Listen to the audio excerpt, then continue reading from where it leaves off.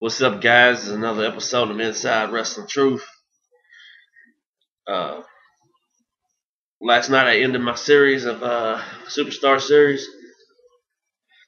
and the new series that we're going to start off with for the next probably about month is I'm going to do. This is just for me, my personal opinion. Greatest wrestling moments that I have witnessed in Louisville, Kentucky. Louisville, Kentucky, of course, is my hometown. Little wrestling history for Louisville. Memphis wrestling used to come up to Louisville every Tuesday night in the Louisville Gardens, and some great matches, some great feuds, some great stories. A lot of the guys that you've seen come up in the WWE in the '90s wrestled there in the in the late '80s and the early '90s.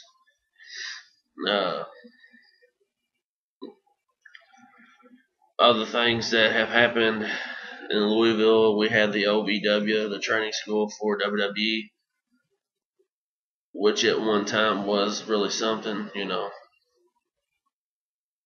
But we really don't have really good indies in Louisville. We have them in Kentucky, but just not in Louisville. We have the PWF and the WWA in Kentucky that I think are really good shows. But anyway, we're going to get into great wrestling moments in Louisville. I'm talking WWF, WCW, WWE, and this is part one of my series. And but let's get right into it. The first WWF event that I ever went to was April 26, 1990. Yes, I was 6 years old. There were a couple dark matches. I can't really remember the guys, but because I was young, of course.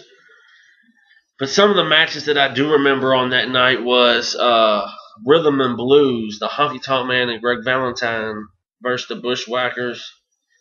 The Bushwhackers won by disqualification when Honky Tonk Man bashed one of the Bushwhackers in the dome with the guitar. That was funny. That was the first time, That was really the first That was the first WWF match I ever seen. Rhythm and Blues versus the Bushwhackers. But I do remember that very clearly, like it was yesterday. It's sad, I'm 30 now, but I remember it like it was yesterday. The Warlord beat Tito Santana on that night as well.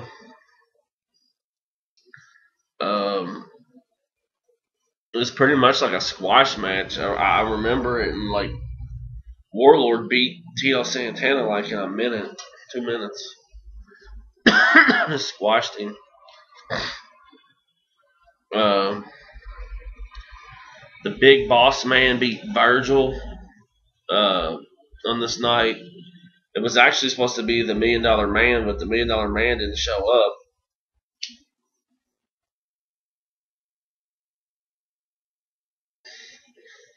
And Virgil was a substitute.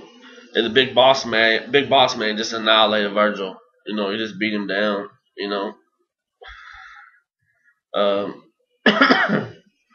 Other matches, Dino Bravo beat the Red Rooster. I can remember that one. That was not real. It wasn't a very good match, but I just remember my seat was by the aisle that night. And I just remember, one thing I do remember about Dino Bravo was just how fucking thick and big he was. Like, he was just a big dude, And then the main event of the night, two of my favorite guys. I remember as a kid being a big Warrior fan, but the main event of the night was the Ultimate Warrior versus Mr. Perfect. Ultimate Warrior beat Mr. Perfect that night. It was a good match, you know. And that was my first show.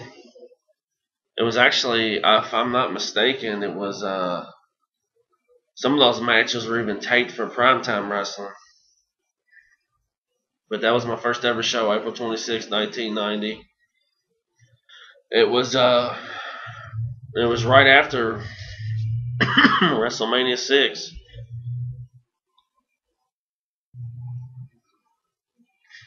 It was my first live event that I ever got to go to. Then the second one that I ever went to was May 9th, 1991. This was about a month after WrestleMania 7.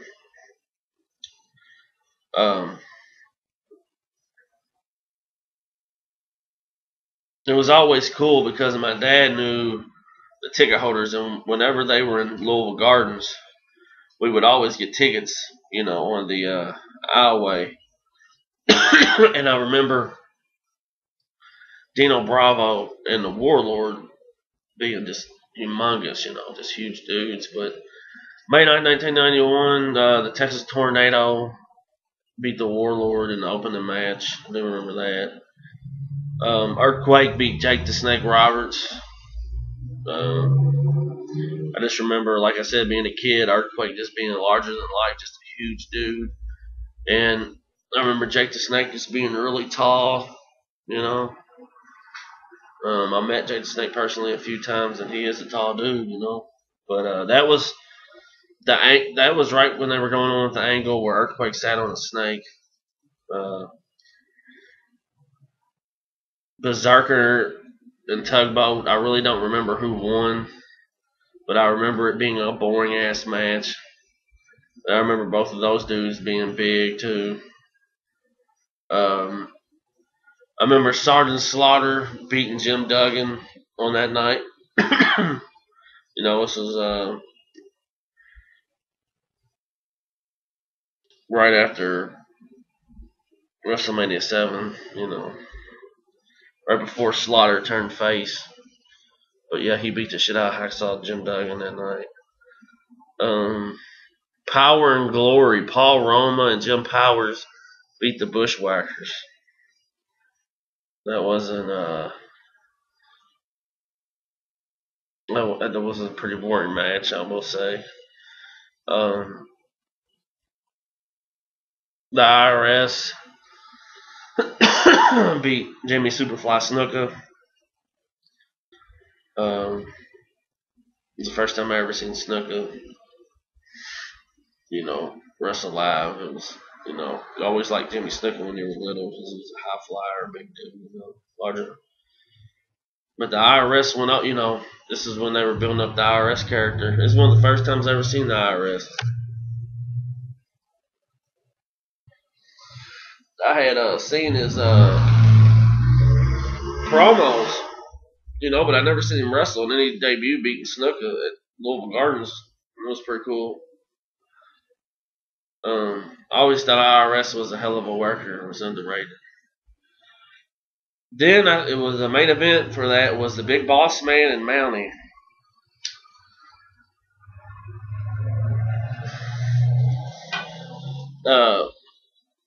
You look at, you know, that was right before they started their feud for SummerSlam 91 Jailhouse match, but Boss Man beat the shit out of him.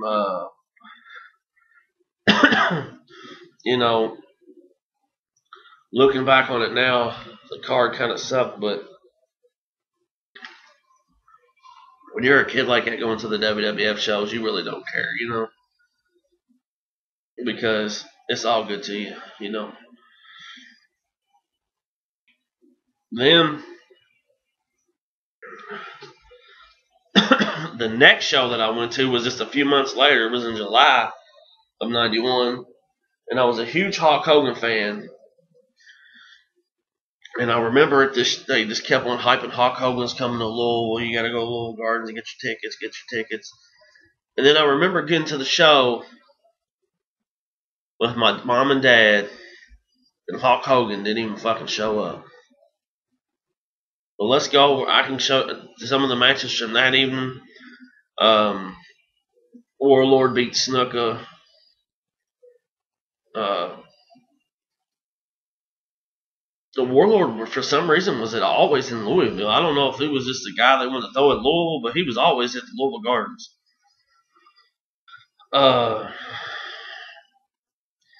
Hacksaw Jim Duggan beat the Sheik, or Carter Mustafa, whatever you want to call him. I remember that match. The Bulldog and Typhoon. Man, and when I was sitting ringside, or not ringside, but down the aisle, I already knew how big Tugboat was, but Bulldog, man, I never fucking realized how fucking ripped he was, man. He just looked like a walking muscle down to the ring.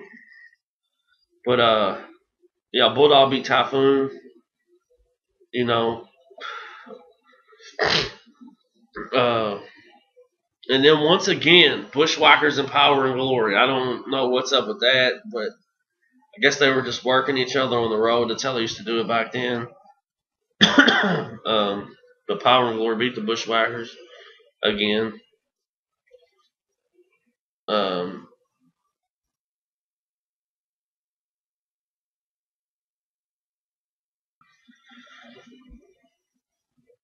Texas Tornado beat the Mountie. So match, you know. And then I remember this is where it started getting good, and this is where these are moments that I remember like it was yesterday. It was supposed to be, or it was the Anvil. It was supposed to be Jake the Snake again versus Earthquake, but Jake the Snake also no show. So the replacement was Jim the Anvil Neidhart. Okay, now I had seen Earthquake before, and I seen Anvil. Well, Anvil came to the ring with Andre. Dude, when you're that little and you see Andre there, he looked like a fucking statue. I mean, he was so big, so tall, so huge. I mean, I probably came up to Andre's fucking kneecap, dude. It was ridiculous how big Andre the Giant was, man. And it's an unreal moment. It's a moment in wrestling that I'll never ever forget. And it was just awesome. You know, it was the first time I ever seen Andre the Giant. But it was really cool, you know, seeing how big Andre the Giant was there. And then the main event that night, like I said, Hulk Hogan was supposed to be there. That's the whole reason my mom and dad got tickets to go, because I wanted to see Hogan. And Hogan didn't show. So his substitute, the Macho Man Randy Savage, was the first time I seen Macho Man. Really, I mean, Macho Man put on a clinic. He beat Sergeant Slaughter in the main event, being the stuff for Hulk Hogan. But it was an awesome, awesome match. It's right, you know. I didn't understand it because Savage had lost to the Ultimate Warrior at WrestleMania 7, and it was a retirement match, and he wasn't supposed to be wrestling anymore. And then he was there to fight Sergeant Slaughter, and I was like surprised the fuck out of me, my mom, dad, the crowd, man. It was really cool though to see Macho Man as he beat Slaughter. Then the WWF didn't come back in town for a while, so I didn't get to go to any wrestling. But then in February of '92, my birthday's in February, so my mom and dad got me tickets for this event, and was in Louisville Gardens, February '92. I remember the Nasty Boys and Sergeant Slaughter. Remember, if you remember back then, Sergeant Slaughter and Hacksaw Jim Duggan had actually become a tag team, and they teamed up and they beat the Nasty Boys. I do remember that. The Repo Man, this is when the Repo Man came about. He beat Virgil.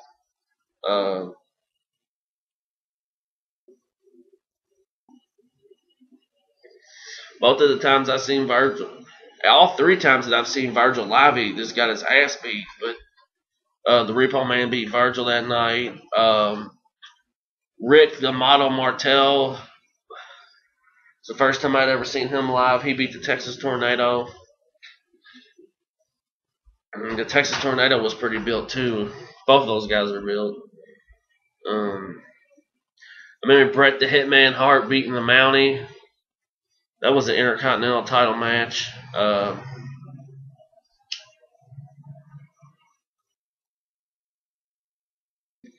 just remember the pop that Bret Hart got that night in Louisville. And it was just awesome, man. But he beat the Mountie. It was when they had their feud going on. Warlord and Jimmy Snuka worked again. I think I seen them work like 3 different fucking times. The Warlord beat Snuka. I don't know what that was about. They just can't.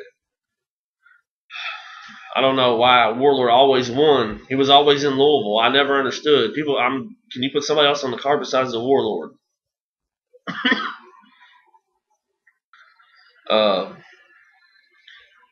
Then Undertaker and Sid had a rival going on. I had seen them years before. They wrestled in the USWA. They come from Memphis to Louisville, and they were different characters. But it was real cool to see Undertaker and Paul Bearer. Real cool to see Sid, just to see how big those guys really are, up close. The Undertaker would beat Sid.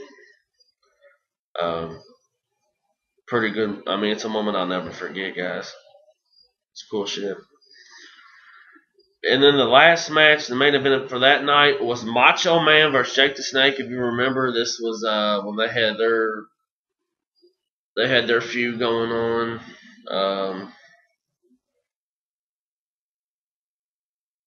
They had a feud had gone on from the summer before, but they were still working each other. The Macho Man beat Jake the Snake that night.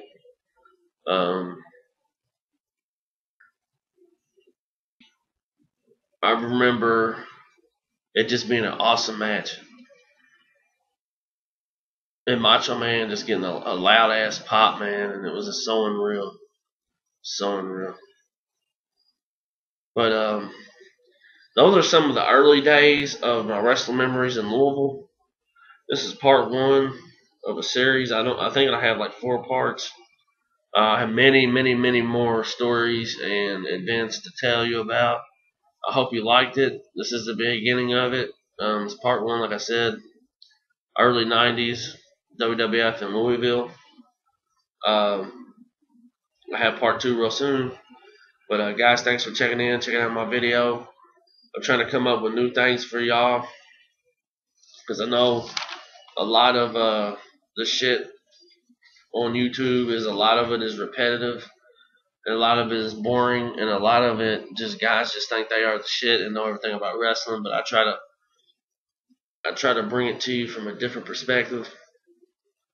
I'm not being cocky, but I know this business, and I've been around wrestling my whole life, and I'm here to have fun. I'm here to hopefully entertain some of you guys. So subscribe to my channel, man. It's Josh from Inside Wrestling Truth. Get your money and pay your bills. Peace.